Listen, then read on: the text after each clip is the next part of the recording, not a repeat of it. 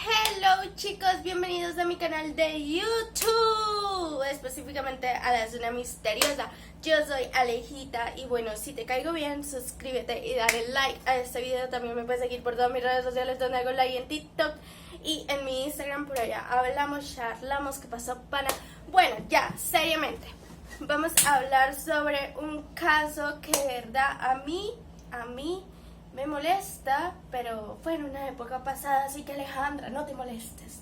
Ok, vamos a hablar de Edward Mowbray. Ok, ¿quién fue Edward Mowbray para la sociedad del siglo XIX? Para la sociedad del siglo XIX era un monstruo, una criatura completamente extraña, un ser que jamás uno quisiera ser. Oh my god, rimó. Pero bueno, sí, para esa gente que, no sé, eran muy fifí, pero ajá, les faltaba cultura general. Bueno, obviamente en esa época no habían las investigaciones que hay en el siglo XXI, obviamente. Pero ajá, eran personas clasistas, raciales. Ok, Edward Mowbray nació en Inglaterra. No conocemos el año, chicos, no sabemos bien, pero lo que sí sabemos es que era una persona completamente adinerada, era un burgués, era hijo de una condesa de Darlington, ¿ok? Sin embargo, esto era un factor en contra hacia su persona. ¿Por qué? Porque al ser una persona tan pudiente para la época, estaba rodeado de la clase alta y era vulnerable a todas las críticas, comentarios, es un monstruo, susurros de oído, bueno, en fin. Personalmente, él se sentía obviamente muy mal con su persona. No se quería sentir así, no quería ser la persona que era él. Y pues se tomaba muy a pecho tanto las opiniones de él como las opiniones de sí mismo al decirse que era un monstruo. Sin embargo, Edward solamente sufría de una enfermedad que se conoce como el parásito gemelo, que es cuando dos embriones iban a ser gemelos, parcialmente o inicialmente, y uno pues lo ataca en sí, es como un ataque entre hermanos. Lo ataca, se adhiere a él, a su piel, a su carne, y bueno, una parte de él queda ahí. A veces hay personas que pues son malformaciones, quedan con 4 brazos, con 5 dedos, y inicialmente iban a ser 2 personas distintas. Pero bueno, entonces, para la época decían que tenía una cabeza que era malvada, que era completamente diabólico y demoníaco lo que él representaba para su época. Sin embargo, la mala suerte de Edward le tocó en esa época, en ese momento de su vida, ser así. Y era simplemente una condición, una enfermedad. También se dice que él, hay dos teorías médicas. Una que dice que es el parásito gemelo y otra que se conoce como disopropia. ¿Ok?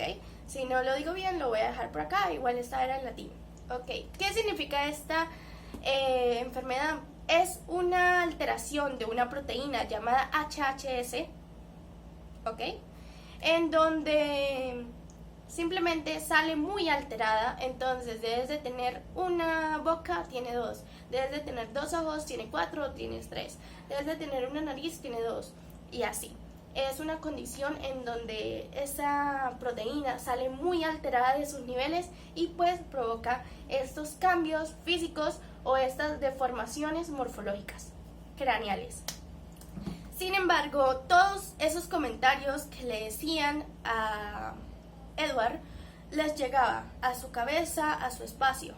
Él posiblemente, debido a su depresión, empezó a sufrir de una esquizofrenia.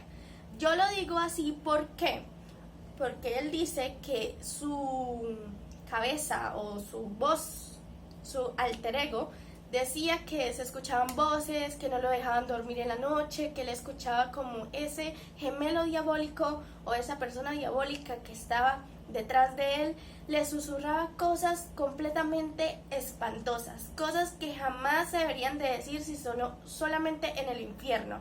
Él decía, eso solamente se escucha en el infierno, ¿ok? Así lo expresó brevemente. También dice que en una parte que le hicieron una entrevista, o bueno, no una entrevista, sino entre voces, se decía que él pues comentaba que él quería que eliminaran ese demonio, que no importaba si acababan con su propia vida, pero simplemente que ese demonio debía de dejar de existir en el mundo. Y bueno, a la corta edad de su corta vida, de su corta vida, se tomó la decisión de suicidarse a los 23 años.